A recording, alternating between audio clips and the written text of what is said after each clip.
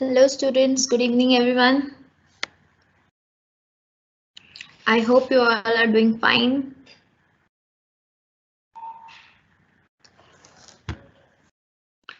Okay, let's get started. In the other class, we were discussing some disqualified persons who cannot enter into a valid contract.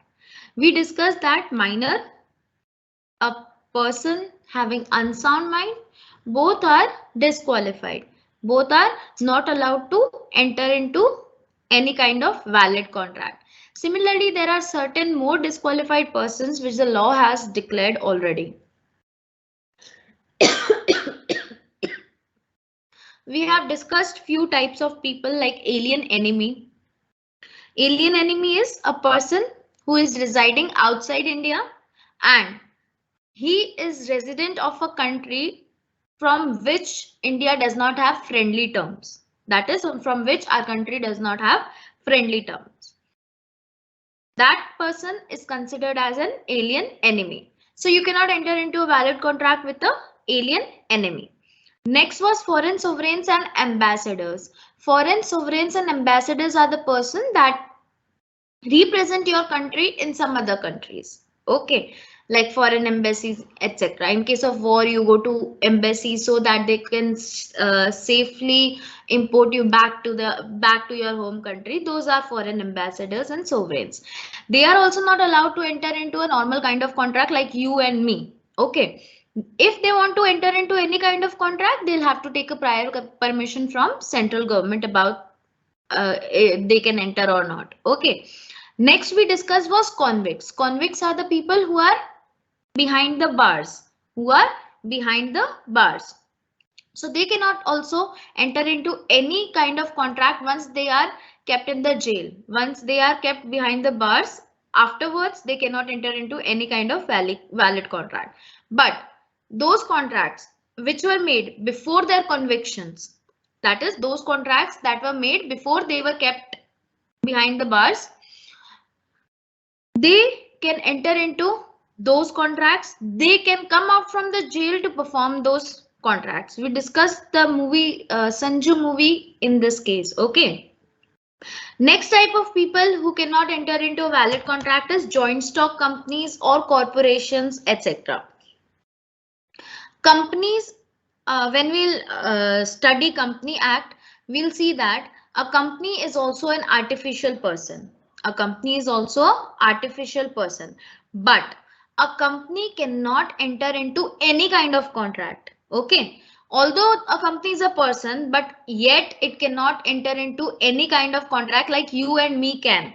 Okay, a company is allowed to enter into only those contracts which are mentioned in their articles of associations, which are mentioned in their memorandum of associations. Okay, so they only those contracts can be done with a company which they are allowed to, that is which their MOA allows them, which their AOA allows them. Apart from them, apart from that, they cannot enter into any other kind of contract. Like for example, if I opened a company, an ice cream company, okay, so I mentioned clearly in my MOA that I'll be dealing only with ice creams, I'll be selling ice creams, I'll be purchasing ice creams, I'll be purchasing material which are required to make an ice cream. I'll be selling them. I'll be purchasing milk, etc. Those were part of my contract. But meanwhile, if I want to start a real, if I want to start a, if I want to sell a real estate, then my company will not be allowed to sell that real estate because my MOA, my memorandum of association, did not stated such clause.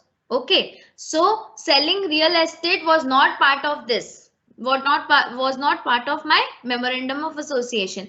So my company will not be able to enter into this kind of contract. So it is clear from this that a company cannot enter into any kind of contract. Okay, but it can only enter into those contracts. It can only enter into those contracts which are allowed, and which are allowed means which are stated in their memorandum of association. Memorandum, they cannot go outside this MOA. Okay, they cannot go and do any business which is outside this MOA. Next is insolvents. Insolvents are the people who are whose assets are not enough to cover their liabilities. Whose assets are not enough to cover their liabilities. Like for example, I have taken debt of rupees 1 crore. I have taken debt of rupees 1 crore, and now I have assets only worth my net worth currently is, suppose for example, only 80 lakhs. That is 20. I will not be able to pay rupees 20 lakhs because my pocket does not allow me. If I'll sell everything, then also I'll not be able to give 1 crore. So here I'll be declared insolvent. I'll be declared insolvents. So insolvents are the people whose assets are not enough to cover their liabilities. Those person will not be able to clear their debt in future after selling everything they have, then those person are known as insolvents. You cannot enter into any kind of contract with an insolvent. Reason behind this, already that person is insolvent. That means already that person does not have anything. Now why do you want to go and jump into the well? You don't want to now. So that is why we say that you cannot enter into any kind of contract with an insolvent. Okay, so insolvents are not also not allowed to enter into contract. Next type of people, generally it is not considered in the act, but some books consider married women also. Married women ka concept is like this, that married women cannot enter into contract related to their husband's property. Like for example, if this house in which I am living, this is my husband's house, then I cannot sell this, I cannot do anything with this house because this is my husband's property. Although husband and wife are treated as one unit, everything which belongs to husband, wife also have all the rights on that, but yet it is said that wife can enter into only those contracts in which they have sole authority, like alimony. Like if I've got something from my parents as a gift during my wedding, okay, I have all the rights. For example, this house in which I am living, this my father has gifted to me when I got married. In that case, now I have all the rights to do a case. I have all the rights to sell this house, to do anything with this house. Okay, but I do not have any right over my husband's property. So it is said that married women cannot enter into all the kinds of contract. They can only enter into those contracts for which they have sole ownership. They have sole ownership. Okay, this we are discussing the topic, the capacity of contract that we were discussing in the other class. Same page number is 35. Okay, 35 we completed, it's page number 36. Okay, so this topic is completed from my side. If you have any doubts till here, please ask me here, then we'll start the new topic.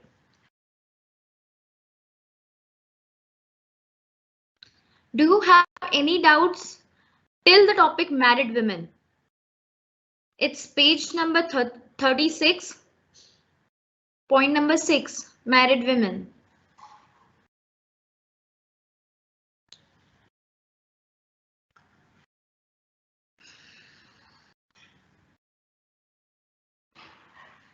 Yeah, you guys don't ask me any questions only.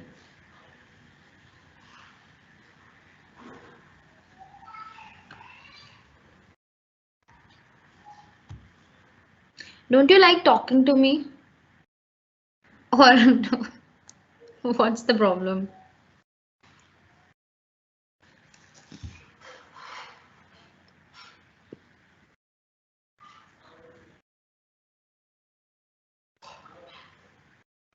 Okay, let's start the next topic. It's free consent.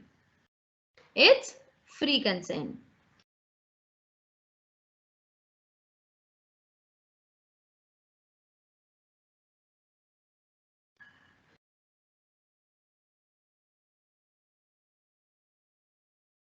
Alimony is the financial support that you get from your husband.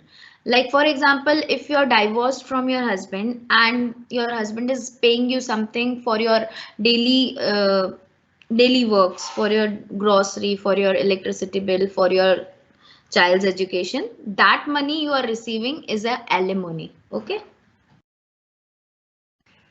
It is the financial help that you get from your husband after separation. Okay, so you have all the rights over alimony. During alimony is something that money is all yours. You can do anything with that money. Your husband cannot interfere in that.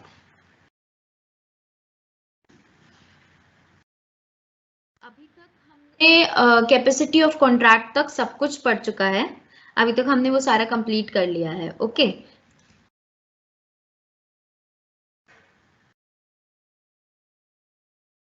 Yes, we'll be finishing this course before January. I'll try completely. Okay, don't worry. Before exam, we'll be free from this course.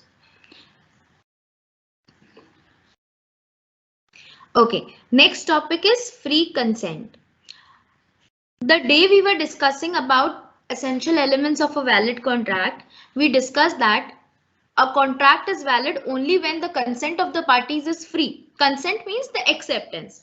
We took an example that if your house is rupees 1 crore, if your house's worth is rupees 1 crore and I ask you to sell that house to me for rupees 10 lakhs, and when you refuse that, I'll not give my house whose worth is 1 crore, I'll not give that to you for rupees 10 lakhs. So in that case, I just pulled out a gun from my pocket and I kept that on your head and I told you that now you'll give or not. So here, due to this influence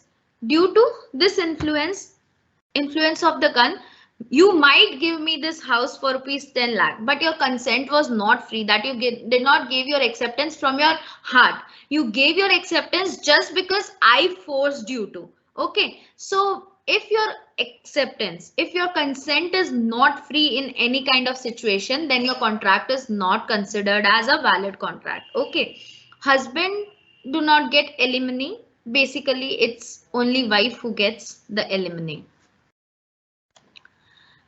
Okay, so free consent is said that when you give your acceptance with all your heart, with all your mind, it's completely your decisions. You are not influenced by anybody. You are not influenced by anybody to accept this contract. Then we say that this contract has been accepted with free consent. But if your consent is influenced by five things, then it is said that your consent is not free. What are these five things? One is fraud, another coercion, undue influence, misrepresentation, and mistake. If your consent is influenced from these five things, then your contract will not be valid. Your consent will not be valid. Okay.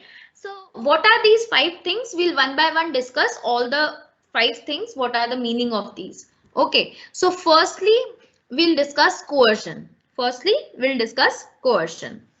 Excuse me.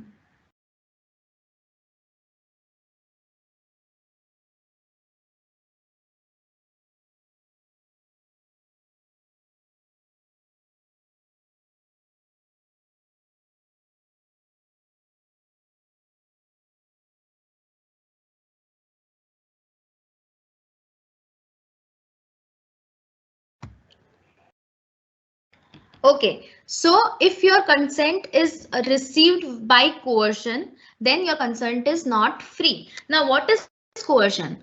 If somebody is not willing to enter into a contract with you, but you want to enter into contract with that person. So what you do, you apply physical pressure on that person, or you threaten to apply physical pressure on that person. Like this example that we have already discussed, that you were not willing to sell your house, but I threaten you. I pulled out a gun and I kept that on your head, so you can transfer that house to me with this influence. Okay, so this is coercion. When you physically assault the other person, when you are trying to do anything which is forbidden by Indian Penal Code. Now, what is Indian Penal Code? Indian Penal Code has defined some activities which you are not allowed to do, for example, threatening to detain somebody's property. If like for example, I'm living in this house, and for example, this house does not belong to me, I'm living as a tenant here. So after a few years, when my landlord asked me to leave this house, I do not leave this house. I keep on staying here, and I told my landlord that do whatever you want to, do whatever you can. I will not leave this house. So that means what? This house belongs to somebody else, but I am detaining this property. So here I am committing coercion with the other person. So coercion means what? When you are using physical pressure on other people to make that person enter into a contract. Okay, this is coercion. If you are like saying something like that, if you'll not enter into this contract, I'll kidnap your wife, I'll kidnap your kids. These, if you're using these sentences also, then also it is coercion. So basically coercion is applying or threatening to apply physical pressure. When you apply physical pressure on somebody, or if you even threaten to apply physical pressure on somebody, that is coercion. We'll discuss the definition of this topic is 1.6 free consent. Section 15 coercion, page number 37. We'll be discussing this now. Section 15 of the Indian Contract Act defines coercion. It reads as under: coercion is the committing or threatening to commit any act forbidden by Indian Penal Code. Coercion means what? If you are committing, that is if you are doing something that IPC do not allow, or you are threatening somebody to do, or you are threatening to do some act which IPC forbids, or the unlawful detaining or threatening to detain, or unlawful detaining or threatening to detain somebody's property. If you are not legal owner of this property, but yet you are trying to be the owner, you are threatening the other person that if you'll not enter into contract, I'll detain this property. This is also forbidden. This is also coercion. So it says that if you threaten or if you forcefully detain somebody's property, then that is also coercion. Now we'll discuss some features of coercion. What are the features of coercion? First, it is committing any act forbidden by law. If you commit any act which the IPC forbids, like murdering somebody, or like threatening to murder somebody, or threatening to commit suicide, there are many points that IPC has defined, but that thing is not the part of our course, so I'll not go that deep into IPC. Okay, Indian Penal Code is not the part of our course. Okay, so here you have to mesmerize only one line, that is, if any act is forbidden by IPC and you commit that, or you threaten to commit that, then there you are committing coercion with the other person. So here, if you commit, or also if you threaten to commit some act which IPC has forbidden, like if you murder somebody, if you kidnap somebody, if you if you unlawfully detain somebody's property, if you sell something which is illegal, here everything is forbidden by IPC. That is, IPC does not allow you to enter into such kind of contracts. So if you are doing such acts, then you are committing coercion with the other person. Now, other person did not want to enter into contract with you. If he wanted, then you will not have to apply all these things on that. Okay. So here the other person with his heart do not want to enter into a contract with you. But what you do, you threaten him, or you beat him, or you murder, or you threaten to murder, or you give threats of suicide, etc. Now what will happen? He'll get influenced from this. He'll get influenced from this, and he might sell. He might enter into a contract with you, but that contract will not be consensual. That contract will not be consensual. It will their free consent will lack. Their free consent will lack. So if you enter into any kind of contract and you do some act which is forbidden by Indian Penal Code, then there you are committing coercion on the other person. Next is threatening to commit any act. Like now both the points we have already discussed in the definition only, that whenever you are doing some act or whenever you are threatening to do some act which the IPC forbid, then there you are making coercion. Okay, killing somebody or threatening to kill somebody has the same impact. Okay, so if you commit such act or even if you give threat to commit such act, then also in both the cases you will be equally guilty. Okay, so if you are making the other person enter into contract with these acts, with if you are forcing the other person to enter into contract and when he says no, you pulled out a gun, then also you are making coercion. So whenever you are forcing, whenever physical pressure is applied or whenever threat is given for applying physical pressure, then there you are making coercion. Third point is threatening to detain property unlawfully or unlawful detain of any property.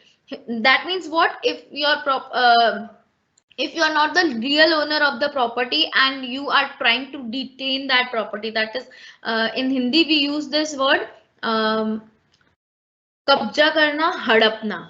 Okay, in Hindi we use words like kabza karna, hadapna. Now this house does not belong to me and I am forcefully living in this house and I'm not emptying this house because I don't want to, and the owner want me to leave but I'm not leaving. That means what? I'm unlawfully detaining this property, that is मैं इस property के ऊपर कब्जा करके बैठी हूँ, इसको हड़प के बैठी हूँ. Okay, so this is unlawful detaining.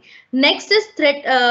Coercion may be in the form the party. The coercion may be from the party to the agreement or to a stranger. Okay, so these acts can be committed either by the party to the contract or on his behalf somebody else can also conduct these acts. Like for example, I want to purchase your house and you do not want to sell your house to me, then I pulled out a gun and kept that gun on your head, then that means what? I am committing coercion with you. Similarly, if I did not pulled out a gun but I told somebody that keep this gun on that person's head, so if he's also committing such acts, then also it will be part of coercion. So these acts of coercion can be either done by the party to the contract or on his behalf it can be done by strangers also. So if I am not committing directly these acts on you but I am telling the third party to commit such acts on you, then also it will be part of coercion only. Last is intention of inducing any other person to enter into a agreement. Now remember one thing, when we talk about coercion, your intention must be one only, that is you want the other person to enter into contract with you.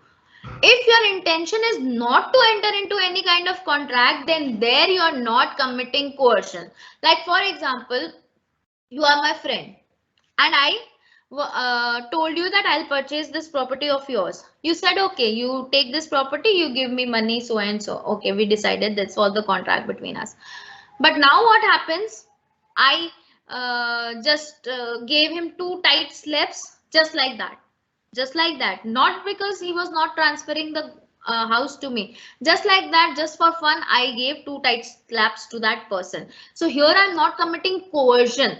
Why? Because my intention of giving slap was not to make the other person enter into the contract, right? So when your intention are not such that you want to enter into any kind of contract with the person and then also you are committing these acts, that is you are threatfully detaining, or if you are committing any act which is forbidden by IPC, there you are not making any coercion. There you are not making coercion.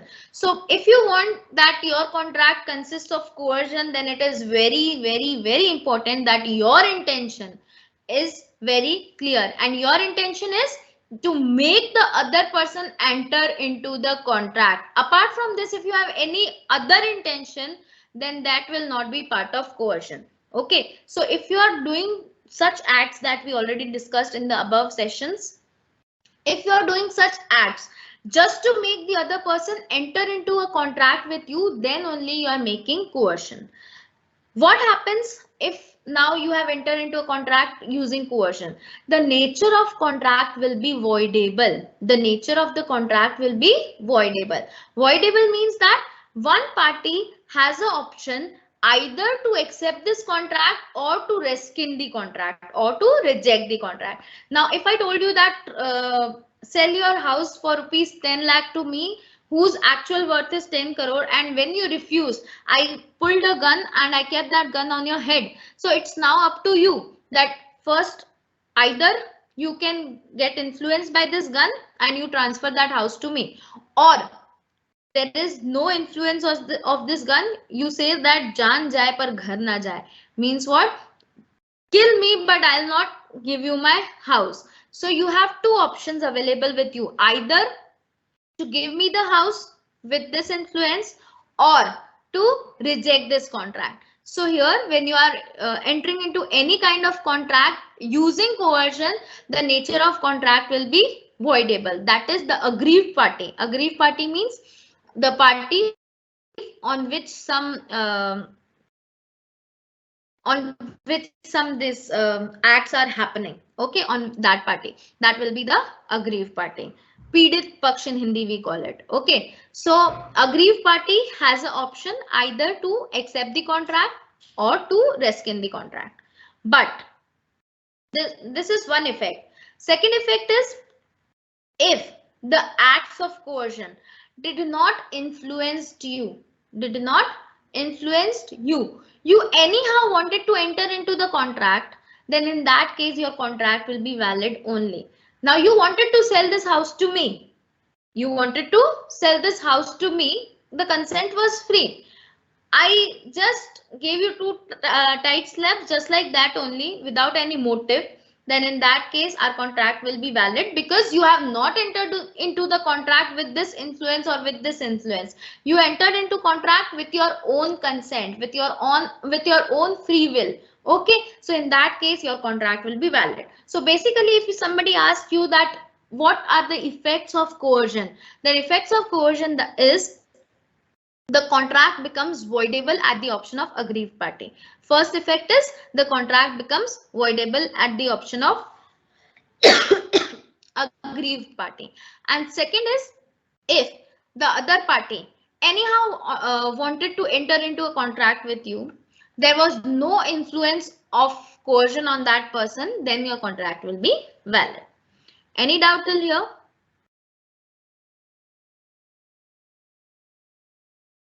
Okay, one more thing.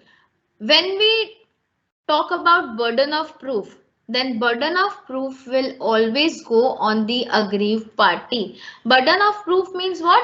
Now, aggrieved party will have to prove this thing, that yes, I entered into the contract, but this was not with free will. I was influenced. I was getting the other person forced me to enter into the contract. Now you'll have to prove this, that this person kept the gun on my head, that is why I agreed to sell my house to this person. Now you'll have to prove this. Okay, so the burden of proof will always go to the aggrieved party. That is, aggrieved party will have to prove this thing. If he proves this, then he'll be fine, then he'll be getting all the compensation, etc. But if he fails to prove this fact, then in that case he will not get anything back. Okay, so burden of proving will move to the aggrieved party. Any doubt till here?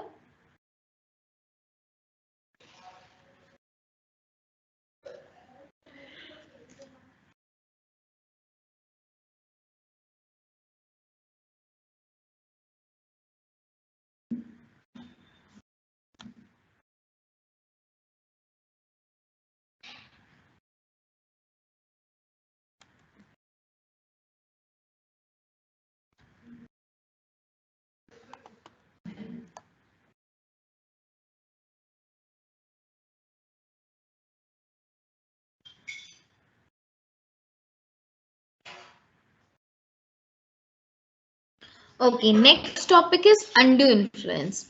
Now, what does undue influence means? Undue influence is just opposite of coercion. In coercion, we use physical pressure. But when we talk about undue influence, here no physical pressure is used. Here, no physical pressure is used. Here, you are emotionally making the other person enter into a contract. The other person do not want to enter into a contract with you. That is, his consent is not free. Now, with your emotional influence, with your emotional atyachar, that person is bound to accept that contract. Like for example, I want to purchase your phone. I want to purchase your phone, but you said no, I'm not willing to sell this phone. But I told you that I'm your teacher, I'm teaching you here. Can't you do this much for me? Can't you give me your phone as a guru dakshina or something like that? Please give me that phone. I've been teaching to you since so long. You are just a child to me. You are just like my child to me. So please give this to me. Now here what happens that you might give your phone to me just thinking, thinking that ma'am is telling me so much and she's right. Yes, she taught me. It is my oblige that I'll have to give it now.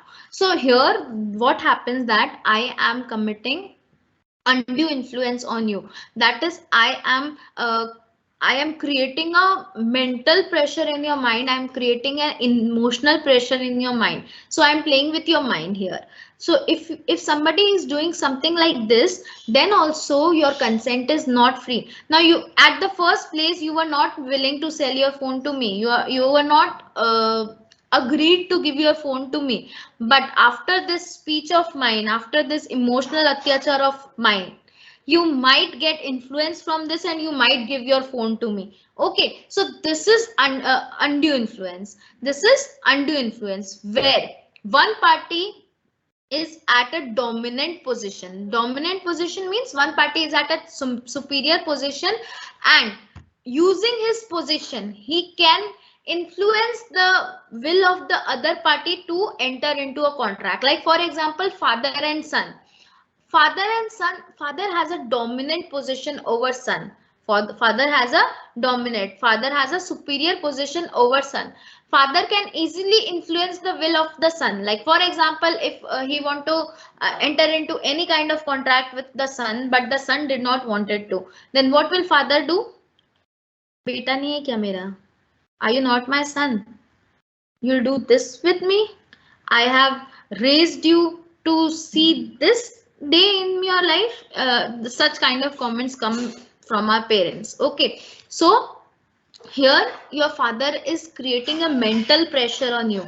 Your father is creating a emotional pressure on you. So this is, he is using undue influence. You did not wanted to enter into contract with your father, but here he is using his power. He is using his dominant position to influence your will, to make you enter into a contract. So here the father is using undue influence on the son. Okay, so this is undue influence. Undue influence is when one party who is at a dominant position can easily tilt and twist the will of the other party who is at a submissive position and make the other party enter into a contract. This is undue influence. So the basic difference between coercion and undue influence is, in coercion you use physical pressure or you threaten to use physical pressure. But when we talk about undue influence, here you are not using any kind of physical pressure, but you are making the other person emotionally enter into a contract. You are making the other person emotionally damaged. Okay, so here you use only emotional things, you use only words etc to, so that the will of the other person is in your favor. So here it is different from coercion.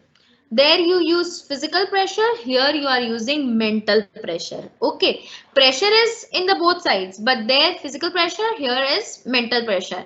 You are mentally making the other person to enter into a valid contract. Here also the person is not willing to enter into a contract with you, but because you are using such terms like please दे दे और दोस्त नहीं है क्या, या बेटा नहीं है क्या, या बच्चा नहीं है क्या, like this. If you are using such terms, then here you are making undue influence. But just remember one thing, when we talk about undue influence, the party, there must be two parties and one must be superior and another must be submissive. Okay, so that superior party, that is dominant party, can use his power, can dominate the submissive one.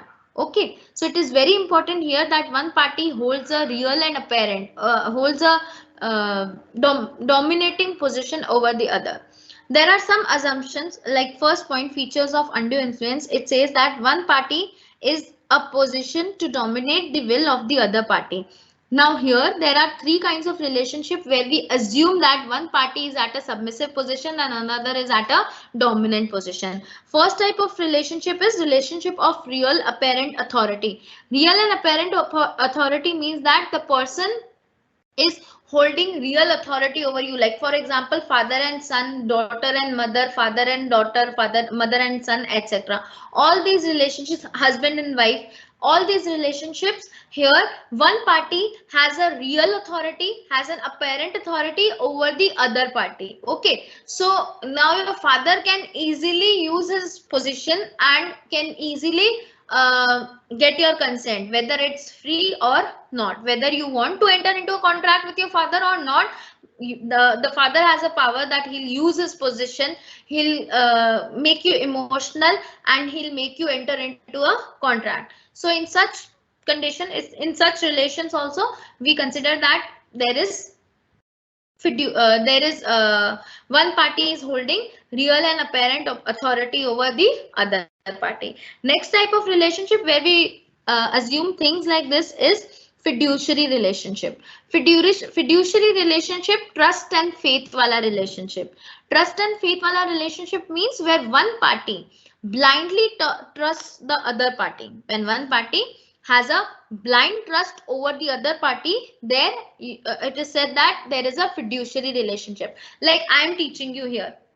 Okay, so it is but obvious that you'll think that whatever I am teaching is correct. You have that trust on me that if I am teaching here, that means what I am teaching everything correct. So the relationship between a teacher and a student is a fiduciary relationship where teacher has a dominant position and student has a submissive position. But student blindly trusts the teacher. Another example of fiduciary relationship is doctor and patient relationship. Whatever your doctor is telling you is final for you. Like for example, if your doctor says that you are having so and so disease, you will never question your doctor, right? Because he's having that position. So doctor and patient is also sharing fiduciary relationship. That is, there is a trust and faith between both the people. Guru and disciples. Guru and disciples also shares a fiduciary relationship. There is a trust between them. Now, Guru can easily attract the will of the other person. Guru can easily dominate the will of the his disciple. Like for example, if your guru asks you that please transfer your property and I will give you moksha. I will give you moksha. Now nobody can give moksha except for God. Nobody can take you to heaven except God. Okay, so now what happens, because you blindly trust this Gurudev, because you blindly have a blind trust in this Gurudev, then what will you do? You'll transfer your property just because he emotionally used you. Okay, so here this Gurudev is using his dominant position. Why? Because you blindly trust that person. This Gurudev is using his dominant position to make you enter into a contract that you did not wanted to. So here also, when there is fiduciary relationship between the parties, then also it is said that the contract between the parties is not valid. Why? Because one party is using the other party. And last type of relationship is mental capacity affected by distress. When you are having some mental distress, when you are not physically fit, when you are depressed, one of you asked me what happens if you are depressed in the other class. You'll get your answer today. If somebody is depressed, if somebody is mentally not fit, if somebody is under mental distress, if somebody is under physical distress, like if I'm ill, whenever you get fever, you might not be able to take a rational decision. Now let's take an example here, then you'll understand this point better. Now what happens, there is a old lady, there is a old lady. This old lady has four daughters, four sons. Okay, this old lady has four sons. But when this old lady got some disease, what happened, his son took her to the hospital, and there the doctor asked to take a good care of this old lady if they want that, if they want this old lady to get fine again. So what did these four sons did, they appointed a nurse, they appointed a nurse to look after their mother 24 by 7, to look after their mother 24 by 7.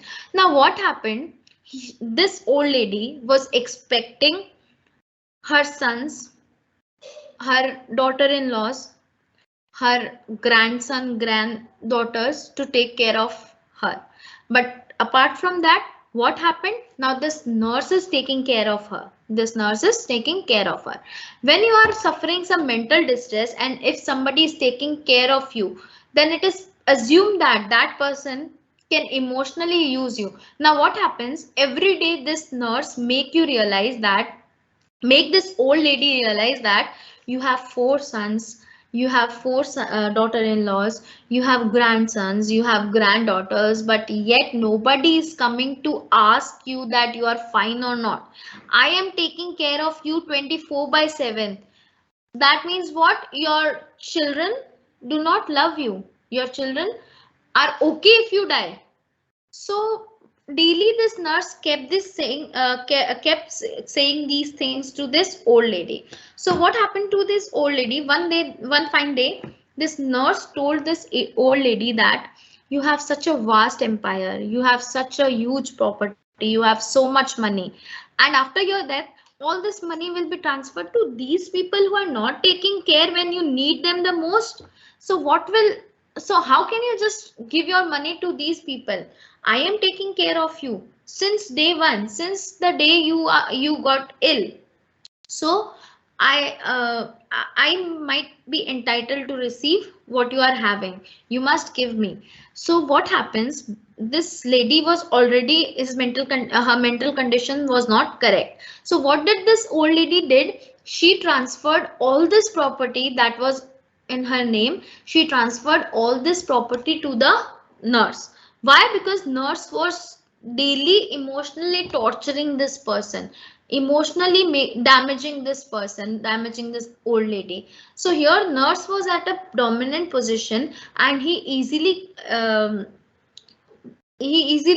diverted the mind of this old lady. And now what happened, this old lady transferred his entire transferred her entire property to this nurse. Now if this old lady was sober, now if this old lady was fit and fine, then will she transfer this property to this transfer all of the property to this nurse?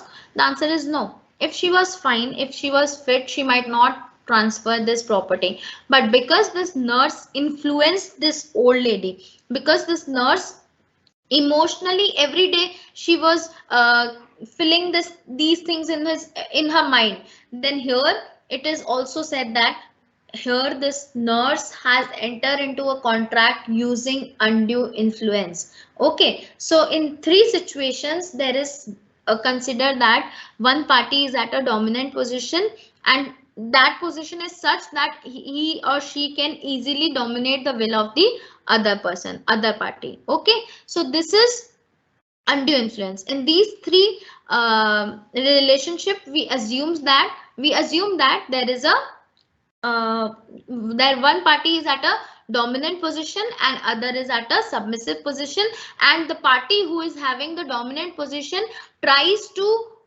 influence the other person to enter into any kind of contract. So this is undue influence. What are the effects of undue influence? If you have if you have entered into any kind of contract using undue influence, then your contract will be voidable. But if undue influence did not influence you, that is, you did not get emotional from the other person, and you anyhow wanted to enter into contract with that person, then there it is not undue influence. Like for example, the nurse never told this old lady anything about property, etc., etc. She was doing her duty, she was taking care of this old lady, going coming back taking care, going coming back taking care. Okay, she was doing daily this only. But because this old lady realized that by her own that she is taking so much care of me, then she decided to give her property to this nurse. Here this contract is not because of undue influence. Why? Because this old lady did everything with her own free will. Nobody influenced her to do this thing. Okay, so here it is said that you are not uh, the contract is free, the contract is free and the contract is valid. So if your acts does not influence the other party anyhow wants to enter into the contract, or or when you were trying to make the other party emotional, she did not get emotional and she entered into a contract with you with a free will, then undue influence is not there. Okay, undue influence will only be when the acts you are committing, the words you are using, the other party is getting influenced by that acts, the other party is getting influenced by your words, and by that emotional influence that party is entering into a contract with you. Okay, any doubt till here?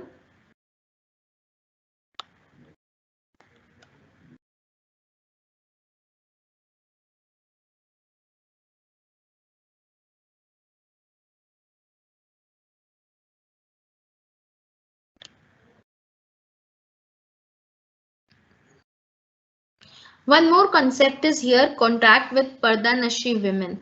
Parda Nashi women is a person behind a parda. A woman behind parda means a woman who is having a veil. Like for example, Muslim women's. Muslim women use that what we call them burqa. Okay, only eyes are visible, rest or all the faces covered. So if you are trying to enter into a contract with Parda Nashi women, it is assumed that the consent of that women might not be free. The consent of that women might not be free. Reason behind this is that she might be scared of you. She might obey you. That's why she entered into a contract. So we say that you can easily dominate the will of a Parda Nashi women. Okay, so this is also one concept given here. If you enter into a contract with Parda Nashi women, you need to fully disclose each and every fact to prove that thing, that this woman has entered into a contract with her own free will. We have not influenced this woman. Okay, so doing any contract with Parda Nashi women is very difficult because their burden of proof lies on you, that you have entered into a contract and you did not influence this Parda Nashi women to enter into contract. She entered with her own free will. Okay, so this is also considered as undue influence only. Any doubt till here?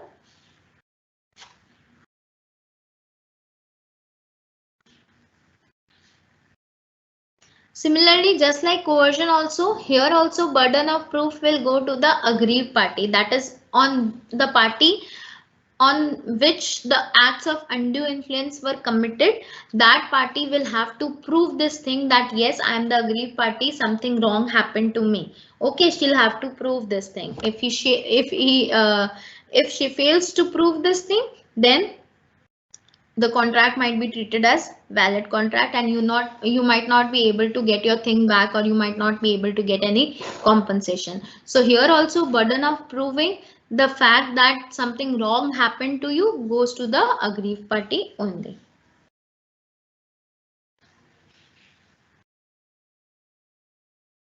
Clear? Any doubt till here?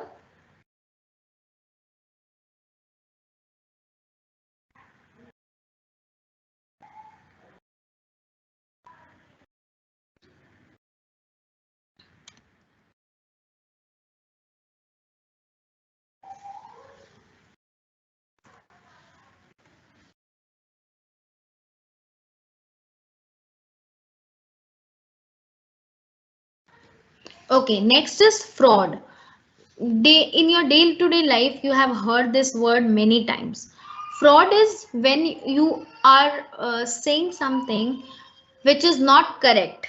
When you are saying something which is not correct, and you yourself know that there is something false in it, but yet you are saying those things, there you are committing fraud with the other person. Like for example, if I'm selling a lipstick and I purchased this lipstick from Delhi's Chandni Chowk market. Okay, but when I was selling you, I told you that this lipstick has been imported from Korea. This is a Korean brand and this is an imported lipstick. So it is a very good quality lipstick. Go and purchase this and that. Just to sell this product, I am lying to you. And I know about this fact that this lipstick came from Chandni Chowk, Delhi. Here also here I am committing fraud with you. That is, I'm intentionally inducing you. I'm intentionally like taking advantage of you. Okay, so this is fraud. When you are stating some statements which are not correct,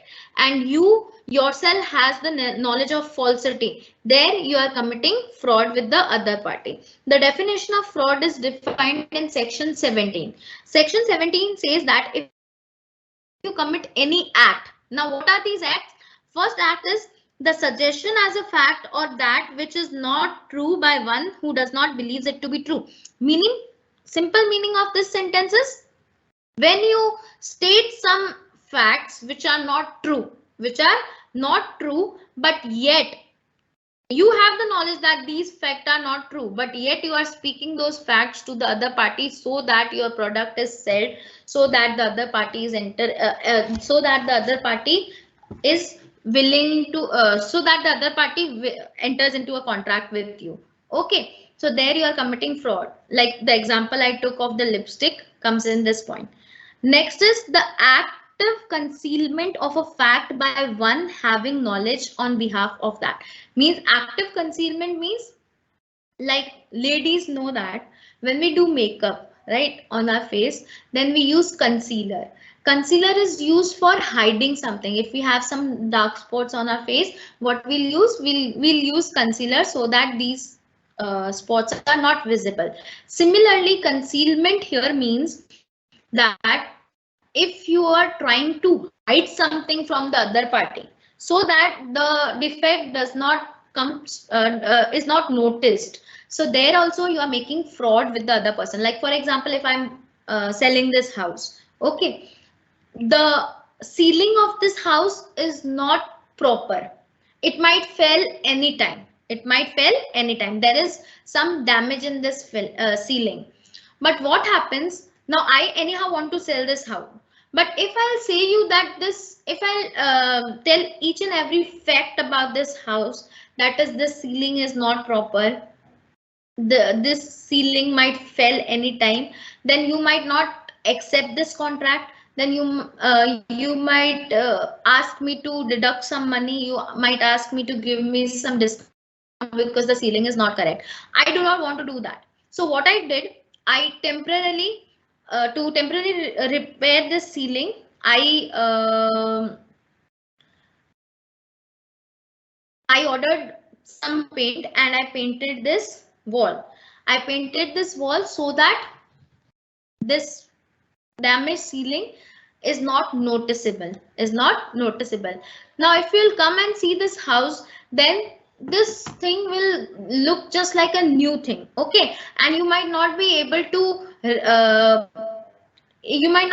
find out that there is some problem or not. So here what I'm trying to do is I'm trying to actively conceal this fact. I'm trying to hide this fact from you. So here also I'm committing fraud with you. Reason behind this is I am not telling you the entire truth. I'm trying to hide something from you. I am trying to make sure that this ceiling, the whole story behind this ceiling is unnoticeable. Okay, so if I'm committing such acts also, then also I'm committing fraud with you. Next is a promise made without intention of performing it. When you promise the other party to do something, but there your intention is that you do not want to do that. Like if somebody has watched this movie Fir Hera Fairy, what happens there? Vipasha Basu comes and tells this Akshay Kumar that give me some amount of money and in 2-3 days I'll double this money. Now, what is the intention of Vipasha Basu is here is she want to take money from Akshay Kumar and then run away. There is no intention of performing this promise that she will not double this amount. Okay, here also Vipasha Basu is committing fraud with Akshay Kumar. Reason behind is she has made a promise, but she never had the intention to perform that promise. Here also Vipasha Basu is committing fraud or any other act fitted to deceive. Deceive means you are keeping the other party in dark. Okay, so if you do any act apart from these three that we have discussed, that is promise without intention to perform, active concealment, and stating something which is not true. So if you are doing, if anything apart from these three, you are committing anything, then that will also come into the definition of fraud. And lastly, it is any such act or omission as the law specially declares to be fraudulent. Apart from this contract act, if any other act also defines something which is not correct, which is fraud, then contract act will also consider that thing fraud. Like for example, when we'll study company act, we'll see that if somebody wants to be independent director of a company, then there are certain rules regarding appointment of independent director. Uh, you need to satisfy each and every point of qualification if you want to be a independent director of a company. But now here, if you make any person who is not fit for this job and you appointed a person who was not fit as an independent director, there also you are committing fraud with the company. So according to company law, that is fraud. So according to contract act also, that will be considered as fraud. So contract act, the makers of contract act were very cunning, were very smart. They did not made any loophole in this definition. Okay, so they considered each and everything as fraud here. Okay, so fraud is when you commit such acts. When you commit such acts, these acts, 5 acts that we have already discussed.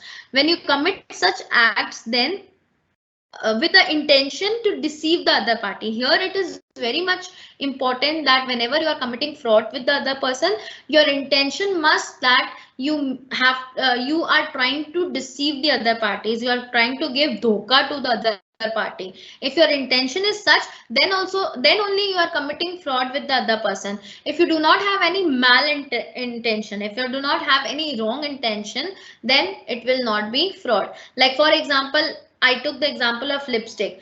There, I myself did not knew that this lipstick came from Chandni Chowk. I myself thought that this is a Korean brand lipstick, and I sold that lipstick to you. There, I'm not committing any kind of fraud with you because the wrong thing here was this lipstick was from Delhi, and the person from which I purchased this lipstick also told me that this lipstick was imported. So here, I myself did not know, had the knowledge about the falsity. I did not myself knew that this lipstick was not imported and I sold this to you. So here I am not committing any kind of fraud with you. Reason behind is that if something was wrong here, then I did not had the knowledge of falsity. So it is very important when you are committing fraud with the other person. Fraud is only when you have the knowledge of the falsity. It is only when, if there is something wrong and you know about the wrong thing and still you are not telling the other person. Why? Because you want the other person to enter into a contract. I knew that this ceiling might fall anytime, but still I tried to actively conceal this ceiling so that you do not come to know about this fact. Okay, so here I am committing fraud with you. But if I myself did not had the knowledge about the ceiling, that the ceiling might fall, then I am not committing fraud with you because I did not have the knowledge of falsity. So it is very important that whenever you are creating fraud, whenever you are doing fraud with the other person, just make sure that if you have knowledge of the falsity, that if something is wrong here, you must have the knowledge of it. If you are not having knowledge about that false thing, then it is not fraud. Then it is not considered as fraud. Any doubt till here?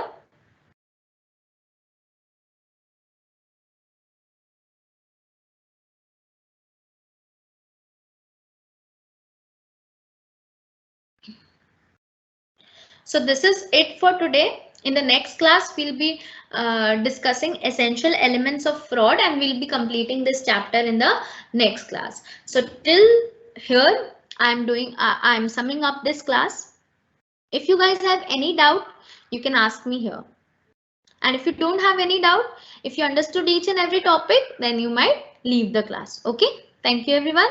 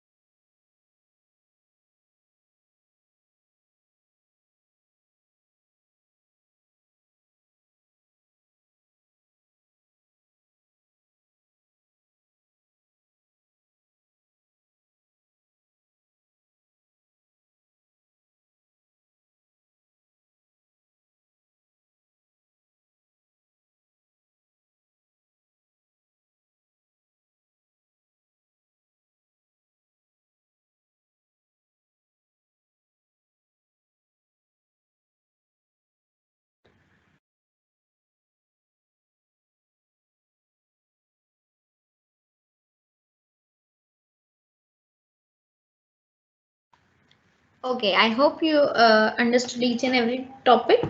So thank you everyone. Let's meet on Monday. Have a very nice night. Sleep well. Thank you.